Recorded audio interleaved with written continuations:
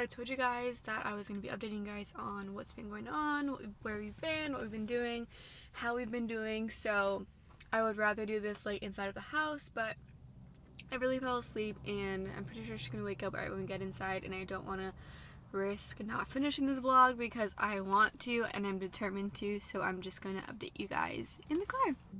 We were expecting, I don't really know like how to like even like start it, but I'm just going to go for it. So we found out that we were expecting baby number 2 in like mid-April. I had missed my menstrual cycle and I went in because I was getting negative pregnancy tests, so I was like, I'm not pregnant. I need to figure out why I don't get my period, because my period was not irregular. It was always on time, never ever late. So I felt weird, but I was cramping like I was gonna get my period. It was weird. So I went to the doctors and they started doing blood work for my thyroid, but they had to do a pregnancy test just to rule it out, and I told them I just took one yesterday, it's negative, you know. So then they're drawing blood, and then the nurse comes in and tells the doctor she's pregnant. And I was like, no, I'm not pregnant, like trust me, I bought 4 tests, it's all negative, I'm not pregnant. And the doctor was like, Alyssa, you're pregnant. And I was like, what? Like, I was so scared because we were not planning a baby yet, but I was so scared, and I was like, oh my gosh. So I like was scared, but I was so excited because I love being a mom, and I was like, I feel like I'm totally made to be a mom, so I was really excited and nervous at the same time. So I came home, Richie was at work, and I immediately told my mom, like, I peed on a pregnancy test and it said pregnant, actually pregnant, and I was like, what? Like, yesterday it was negative, but anyways, it said pregnant. So I gave the test to Everly, like, in a little pen, and she gave it to my mom, and I was like, are you pregnant? And I was like, yeah, and she was so excited. And so then we ran out that same day to Bye Bye Baby. We got Everly like a big sister shirt, and I got donuts to announce it to Richie when he got home, and we announced it, whatever. What does it say? You're not pregnant. Go over there. Go to the Krispy Kreme box.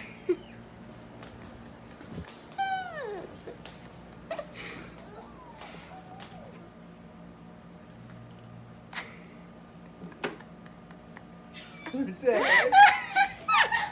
We were all shocked, but we were so excited for this baby. And yeah, so I called, made my appointment to go see the ultrasound person. So about 4 weeks passed. I was supposed to be 7 weeks and like 2 days when I went to my ultrasound. We're going to our first ultrasound! Yay! I am. Okay, don't touch anything though.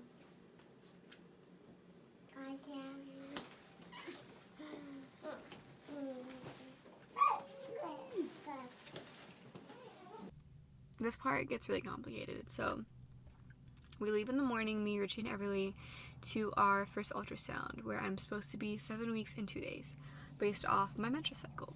So we go in, I get an ultrasound, and the lady starts asking me, oh, what made you think you were pregnant and all this? And I'm like, oh, like, I missed my period and blah, blah, blah. And she's like, yeah, you're pregnant, you know. So then she keeps going, she looks, and she says, yeah, there's your baby. There's no heartbeat yet because it's still too early to measure. I was measuring like 5 weeks and 4 days when I was really supposed to be 7 weeks, like based off the period again. But I was only measuring 5 weeks, so we did not get to hear the heartbeat. And the day before the ultrasound, I actually started bleeding and having like spotting, I guess. I never spotted with Everly, but it just felt really weird because it was like I was bleeding and I wasn't used to that. So I told her that I had been cramping a lot and I was bleeding, and she said, oh yeah, like I seen the blood when I like went in, but everything's okay, like the baby's there. And I specifically asked her, like, is the baby in my uterus? And she said, yeah, the baby's there. She pointed to where the baby was at, and that was that. I went home and we were surprising my mom with a Mother's Day like brunch thing at the house because everybody worked on Mother's Day, which was on Sunday, and this was Friday. So we were running around getting everything for the brunch, and my stomach is just cramping so much more. Like, it's intense now, and I'm like, my stomach's really hurting. I remember Richie was like, can you make rice? And I was gonna get up to make the rice, and I did not feel well. I felt really nauseous, my stomach was cramping, and so I went to the bathroom and I started to bleed more. And I immediately thought, I'm having a miscarriage, like, I'm losing the baby, like, I'm bleeding. And I kept telling my mom that, And then she got home, I told Richie, and Richie's like, no, like, they all were telling me I was being dramatic, it's normal, blah, blah. The nurse just told us today, like, you're fine. Well, the ultrasound tech. And I knew something was wrong. It did not feel right. But I just said, okay, like, maybe you guys are right, because I'm a worrywart. Like, I worry about everything. So I get really ready for the pool. We go swimming, and I'm in the pool, like, just cramping. And my family is all here now, and everybody's kind of acting up because she didn't take a nap yet. So I got out, and I put her to sleep, and I just fell asleep with her because my stomach was hurting so bad. And I woke up, and my dad had called me, and I could barely speak at this point. Like, I was like, hello, and he was like, hey, like, how you doing? He's like, are you okay? Like, are you sick or something? I was like, my stomach's hurting really bad. I don't know what's going on. So I hung up with him, and I went to the bathroom. Well, no, actually, I went outside to eat the barbecue that Richie made, and I could not even eat without feeling like throwing up, and my stomach was just in so much pain. Like, that pain was just horrible. Like, I don't even know, like, how to explain it. It was, like, worse than labor to me, and I say that a lot, but it was worse than labor. And I got up, and I, like, was holding myself, and I went to the bathroom, and at this point, it was a lot of blood. It was a lot of blood that was coming out, and I was cramping, like, bent over, crying because of the amount of pain that I was in. So then my mom immediately tells Richie, you need to take her to the hospital. She's bleeding. She's in pain. Like, just take her to get checked out. So we're on the whole way there, and he's like, don't worry, everything's going to be okay. And I'm just crying. I can't really breathe because of how much pain I'm in. We get to the ER. They screen us for, like, COVID and everything. And we're sitting in the waiting room waiting, and I am in pain, like, screaming and crying at this point. Like, hurry up, get me in. Like, I'm in pain. Like, the wait was a little bit, like, it was like 5 minutes, but it felt like forever. So they finally bring me in. The doctor's like, what's going on? And I tell her what's going on, and she's like, well, we won't know if it's a miscarriage until 2 more days. We'll have to watch your ACG levels, but I'm gonna do an ultrasound just to make sure it's not an ectopic pregnancy or anything. And I was like, it's not. I just had my ultrasound like 5 hours ago. It's not. It's fine. She's like, I'm just gonna double check. Now, I go and we get the ultrasound. I am in that ultrasound for what feels like 30 minutes, and I am crying in pain because it's a ultrasound that's not on top of your tummy. It's inside, and they're moving the thing around, and I'm in just so much pain. When they went to, like, the left side, it hurts so much more, right? And when the lady takes out, like, the thing, it is full of blood, and I can just tell her face was like, oh my gosh, like, something's wrong. And she can't answer me when I asked her, like, what's going on, so she didn't say anything. So she puts me back into the ER room. I kid you not, like, 5 minutes later, 2 nurses come in, and they're like gonna transport me, like, somewhere else. And they look at me and they're like, oh, she looks stable, like, let's just keep her here and watch her. So I'm like, oh my god, something is wrong, like, what is going on? So then a few minutes later, the doctor comes rushing in. She's like, okay, you have bleeding in your left ovary, your tube has ruptured, and you're bleeding into your stomach now. So, like, I was bleeding internally. She's like, you have an ectopic pregnancy, and she runs out. Like, that's all she told me. And I was like, my heart, like, fell into, like, my stomach. Like, I thought it was okay to talk about this. My heart, like, just fell to my stomach, and I was like, what? Like, she just left, and I didn't know what to do. I looked at Richie, and I just started crying, and I was like, we're gonna lose our baby. I have to go to surgery. Like, I already knew all of this because of school. You learn about it and everything, and he's like, no, like, you're gonna be fine, don't worry, like, we're not gonna lose the baby. And I was like, no, you don't know what this is. The baby's in my tube's ruptured, like, I gotta go to surgery, and the babies can't survive, and, like, all this stuff. And he's like, what? Like, no, like, he didn't believe me. So the doctor comes back in, and she sits down, and she's like, I'm sorry that I had to run out, but we have to take you to surgery right now, because if we don't, you're gonna basically die by the morning because of how much blood that I had inside of me. I was bleeding internally. My stomach, my whole left ovary was filled, and my stomach was starting to get the blood in it. And she was like, we're gonna have to rush you into surgery right now. Like, there's no time to wait. When's the last time you ate? And I was like, I just ate 2 hours ago. And she was like, oh no, like, we can't. Like, she wanted to wait till the morning so bad because I had ate, but they couldn't wait because of how bad it was. So this doctor comes in. I'm nervous to go into surgery so bad. I only had a surgery with Everly, and that was not a really good experience. So this time I'm going to be put to sleep, and I'm like, oh my god, like, I can't do this, you know, I'm freaking out. God was there with me in that moment too, because he sent the same exact doctor that did Everly's C-section. Like, that is so rare, like, for us to get, like, the same doctor, you know? So the doctor comes in, and I immediately felt, like, peace, because I knew him already, and I knew that I would be in good hands. But I was so nervous. And he said, we have to go in, we have to remove your tube. We're going to try and save it, but it looks like it's ruptured, and you're going to lose the baby, too. There's no way to save the baby. And that broke my heart, and I was a mess, and I was like, okay. And he's like, I'm sorry, we can't wait, we gotta go now. So they send Richie home. Like, he couldn't even wait there for some reason, all COVID rules and stuff. So they roll me up to the surgery floor, and I meet the anesthesiologist, and then he tells me he has to put a tube down my throat, and I was like, what? Like, no, I did not know you get a tube down your throat during surgery. Like, he's like, well, we have to, because you're gonna be put to sleep, and we're gonna need the machine to breathe for you. And I was like, no. Like, if anybody knows me, I have always said I do not want a tube down my throat if I'm dying. Like, I never want a tube down my throat. Intubated like that, and like, no, I cannot be intubated at all. Like, I freak out. I do not like that. And he's like, Alyssa, I'm sorry. And he just kept saying, like, you know, we're gonna take care of you. I'm gonna make sure to give you enough anesthesia. I was like, make sure to take it out before I wake up, because if I wake up within in my throat, I'm gonna flip out. And he threw me in, and I'm shaking. My body is shaking because I'm so nervous, and they're all trying to calm me down. Like, you're gonna be okay. Just count back from 10. And I was like, okay, 10, 9, and I don't remember anything else. I wake up, and I'm out of surgery, and they told me that they could not save my tube.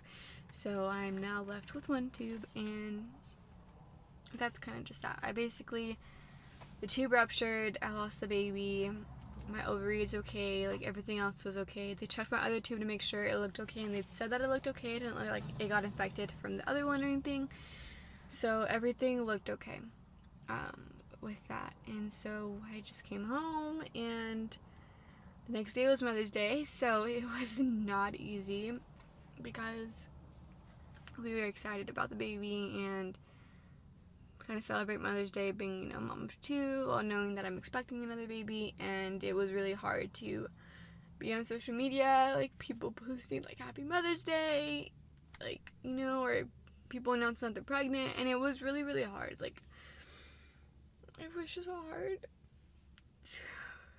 It was, like, kind of the worst. I mean, I think anytime you lose a baby is, like, the worst time, but it just was so much, like, back to back, and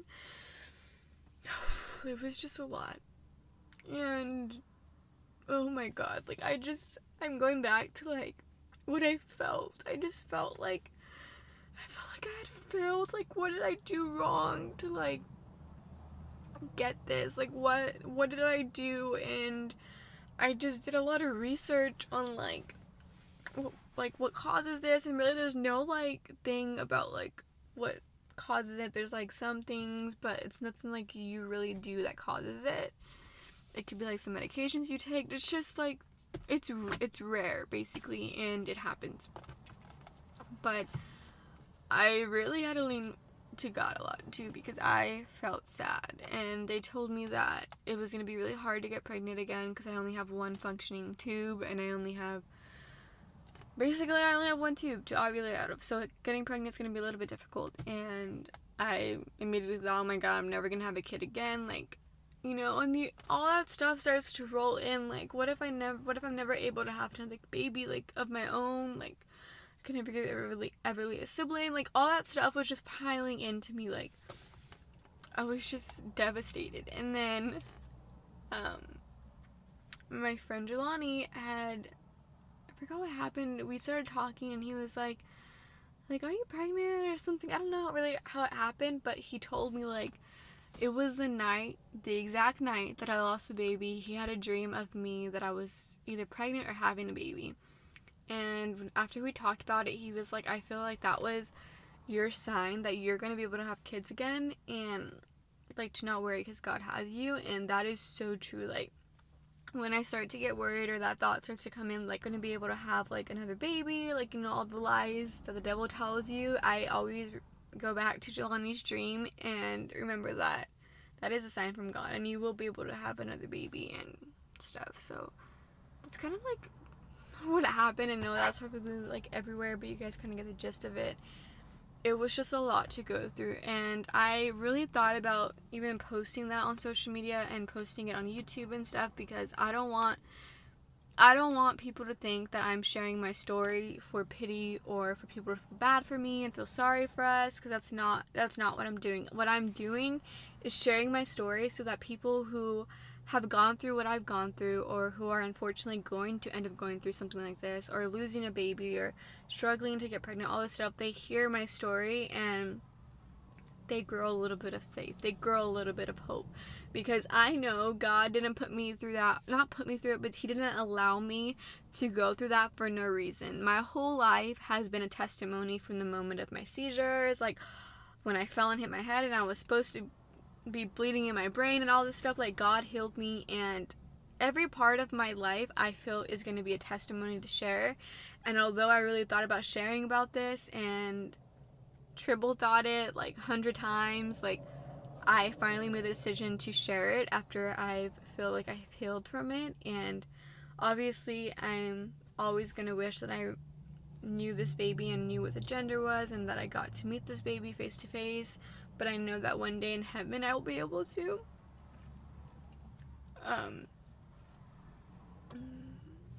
But, like, I'm putting my story out there to help somebody else, because I personally know that when I'm going through YouTube and someone shared a story like this, I feel a little bit better, because I know I'm not the only one who went through it. And that might sound a little bit selfish, but I've met so many people who feel the same way.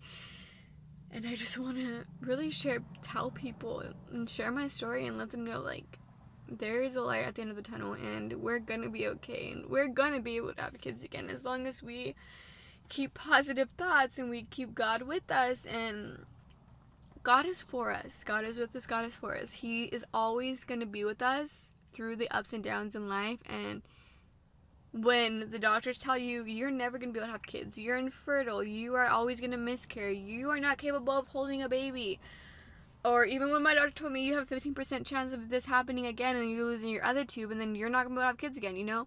And yeah, that 15% sounds small, but when this happens to only like 4 out of 100 people or whatever, I don't really know that part, but when it's so rare and you're part of it, 15% sounds very high. So when your doctor tells you you're gonna have a hard time getting pregnant, you know, all that stuff, just kind of shrug it off your shoulder and be like, okay, but God, because but God can heal you, and God does miracles, and it's all over the world. He does it to everybody and everyone, even you. If you pray to Him and really like chase after Him, He's gonna give you the desires of your heart. And that is something that you have to hold on to, are those verses where He says, I will give you the desires of your heart. He performs miracles, signs, and wonders, and that's something that you really just have to focus on and lean on when you're going through something like infertility, miscarriages, ectopic pregnancies, loss, anything like where it makes you sad, you know. So yeah, with that being said, I hope that this story reaches the right people, and that my story and my journey throughout the rest of my life is gonna give you guys a little bit of hope and a little bit of peace. And that's really what I'm trying to do, and what I am hoping I can fulfill.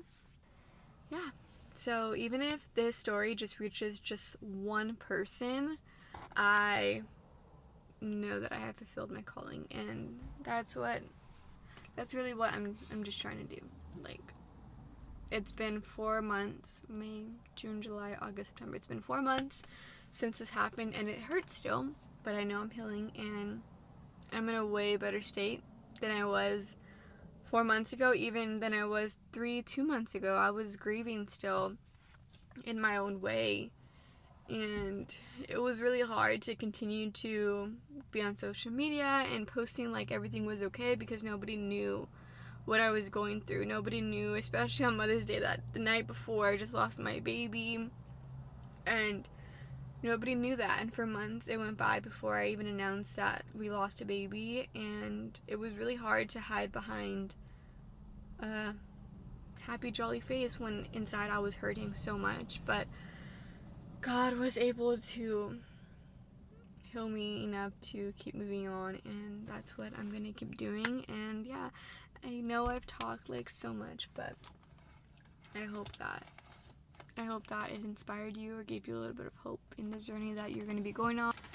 That's what we've been up to and what we've recently gone through, but we're doing good. We're finally in a better place and we're doing well.